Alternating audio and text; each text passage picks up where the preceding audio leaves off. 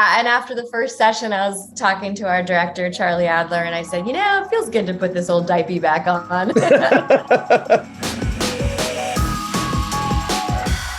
Rugrats, oh my gosh. Just one of the best cartoons of all time. I agree. Hands down. I agree. I started in animation when I was 13 and I grew up in Toronto and I did a lot of American co-production stuff. I was on Beetlejuice and Care Bears and a lot of wonderful projects. But when I first saw Rugrats, I'm like, oh, that is different.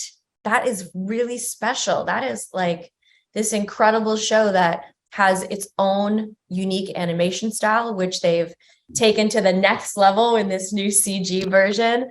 I'm sure like a lot of the OG people are worried, why didn't they stick to the old animation? But the new animation is so beautiful. It's like Pixar level gorgeous to watch. And so the adventures are even bigger and better. And if, you had watched it as a kid and you now get to watch it with your kids, it's pretty special.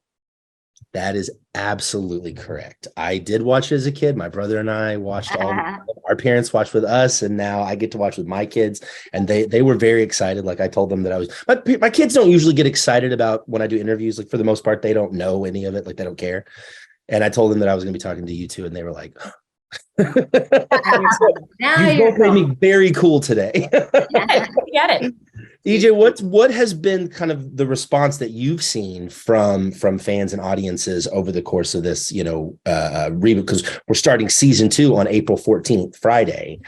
I think people are just so moved and they're so happy to get to go back to something they love so much, because Rugrats didn't leave because it wasn't great. It left because it was done at that point. For that many years, they had done so many episodes. So now the fact that we get to come back and people will come up and see us more recently at like cons and stuff, they literally cry because it's so heartwarming to go back to something that reminded you of when you were younger or a child, and now these young people watching when they were kids are now young adults, and they get to go back to this thing that just makes them feel safe and cozy because it's familiar and everyone's included, and they talk about things that we're all very different, but Rugrats really embraces all the differences. And I just think it's one of those shows that they did it beautifully. They just did it beautifully. Tara, what was your approach going into this, coming back as Dill Pickles? Dill Pickles is back.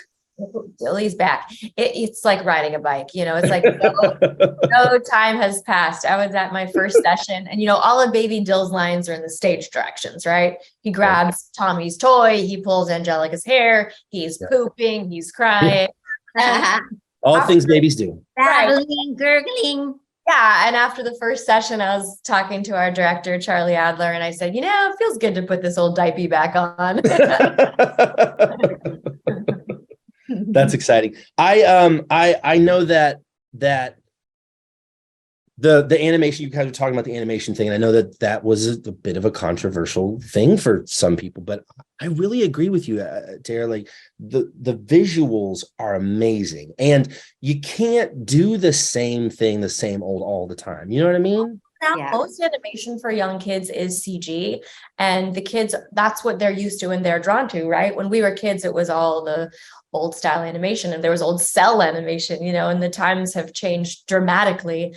And I think when it's not done well, you can tell. And when it's done well, you are in those stories with the characters, and Rugrats are masterful at that. Oh my gosh, I completely agree. I feel like when it comes to sort of the cartoon reboots and things coming back, Rugrats has just been an archetype for the best way to make that happen. Well, they did it. What they did that was so beautiful was they brought back all the original babies. So that in itself, just that one element, is going to make people feel right. Feel like they're taken right back to the beginning. Yeah. Only the beautiful, smart thing they did was they brought our babies and our adults. Obviously, the adults are now more millennial parents, and they put them in today's time. So like the new generation of kids can understand like what, they're talking about cell phones, and it's really nostalgic for the older generation that are watching it to be like, oh my God, our Rugrats are now have cell phones and dating apps. And just kind of brought back the best.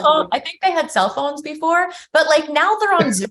Now they're on Zoom. Yeah, Zoom calls. And bloggers, they're bloggers, and they're, It's amazing how the world, I remember, like for me, like my dad had a car phone, you know, Yeah. the antenna, you know, and the little, you know, like, Yeah. give me somebody. We have dating apps now, like Grandpa Lou's on a dating app. Like, how cool is that? I love that. He's What over better it. character to put in that situation? Yeah, right. So good. The best. Okay, Tara, let me ask you this. What do you want fans know, parents to know about what they can expect from Rugrats season 2? Rugrats season 2 is bigger, better, more beautiful. It starts airing on Paramount Plus this Friday, and we have wonderful guest stars. Yvette Nicole Brown's coming in. And I think the thing that I want parents to know the most is whatever they loved about the show before is there. It's the same magic. It's these beautiful familial moments. It's so inclusive. Rugrats was the first show to include a Jewish family, a Black family. It's where kids learned about Passover, Hanukkah, Kwanzaa. Of course, representation matters. And I think Nickelodeon was on that before anyone else. And I think especially when the world has gone through so much and is so crazy, showing how we can all love each other is the most important thing. And this show's great at that. Beautifully said. Thank you guys so much for your time today. I really appreciate it. Steven. See you later, Steven. Bye. Rugrats, the reboot series on Paramount Plus. Gosh, it's so much fun. I grew up on the show, and now I get to watch it with my kids, and it's just a blast. 2 years out now. We're 2 years out from the debut of the show, or about to be 2 years in May. And I'm curious, you know, what has the experience been like for you guys joining this iconic cartoon franchise? Ashley, I'd like to start with you. Oh, it's been just so much fun. It's so much fun. And it's such an honor to get to say that this is something that I'm doing right now. You know, I still can't believe it. It's just been so great. It's such a great show. The group of people, I mean, the writers, it's so well written. The material is just solid. It's not just like a kid's show, you know, it's truly good writing and great people, like real artists. All the actors on it are so great. It's like nothing short of a thrill. I love it. Yeah, and I mean, I agree with all of that, and to add to it, I'd say that it was it's been a really tough 2-3 years for all of us, and this has been such a great steady presence. The way the kind of workflow works in animation is you do the initial recording and then you come back and revisit episodes, and I mean, I'm probably telling you stuff you already know, but you get to do some ADR and see what they're working on, and you know, on-camera jobs are kind of really quick few weeks, and then, you know, you don't hear anything for a while. But Rugrats, for me, daunting to get into for sure, trying to, you know, fill the shoes of the great Jack Riley, who did the first episode, the first version of it. But once I got comfortable with new Stu, I'm coining that new Stu. It's been such a lovely, steady presence in my life for like you said, like 2 years now. Something like that. That's so cool. And you touched on something I was curious about, like finding the voice, you know, let's say for Stu. Was it difficult not to go back and like listen to the old show? Did you kind of have to put that aside, or what was your process on that? I think you have to. I mean, I think there's like the worst version of things is a bad imitation of the original. So I purposely stayed away from once I got the job, kind of stayed away from watching any of the original. And then I think, if I remember correctly, like Ashley says, that the writing is so specific. I detected this kind of anxiety in Stu and this up-tempo kind of thing, but also layered in with some optimism, and it just kind of spoke to where I was, and I laid down my version of it, and then I think the rest was in the hands of the great people that put the show together and cast it, and you know, and yeah, just so honored that they picked me, and that there was enough overlap with what they were looking for with Stu that we've been able to make it work. But I think I can't speak for how other people work. I think for me, it's gotta hit some chord, you know. But for me personally, and I'm a relatively new parent. I have a 1-year-old. Cool. Congratulations. And thank you. So I'm kind of experiencing a lot of what Stu's experiencing. So you know, being able to unload all of that in a recording session is kind of awesome. That's very cool. Yeah. Ashley, you touched on something that I also wanted to go back to, and talking about the writing of the show, how great it is, and something that I reflected on watching the original and watching the new version with my kids is how the show does such a good job of making the baby's experience relatable to children, and also crafting these adult characters that are aspirational. Yeah. You know what I mean? They're not perfect. They're not, they're not like the best parents in the world, but they are good parents, and they're doing what they can, and they're making it happen. And I just thought that was a really, really important influence to have on multiple generations. And I would love to get your input on that idea. Yeah, I think the show does such a great job at that thing specifically, right? It's like showing the adults as people. They're people. They're people who had children. So it's like, that's what we do. That's what we all are.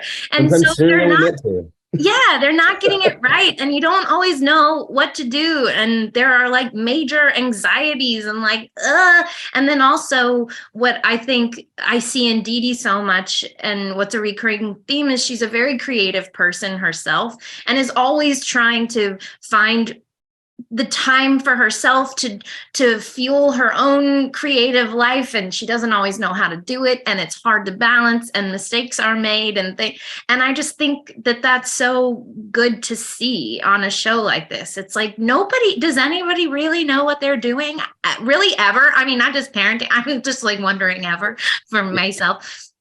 And I love that about it. I really, really do.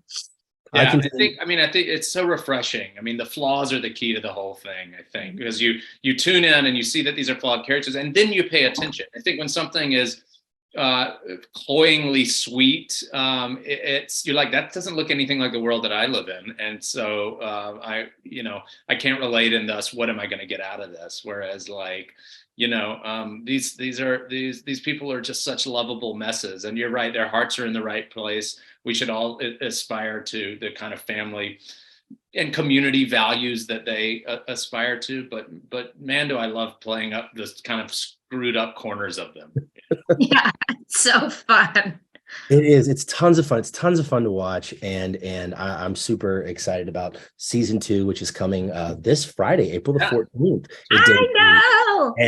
And volume and season 1, volume 2 is now out on DVD, so people can go buy that, have it for their kids at home if you're not streaming. Thank you guys so much for taking the time to chat about Rugrats. I really appreciate it.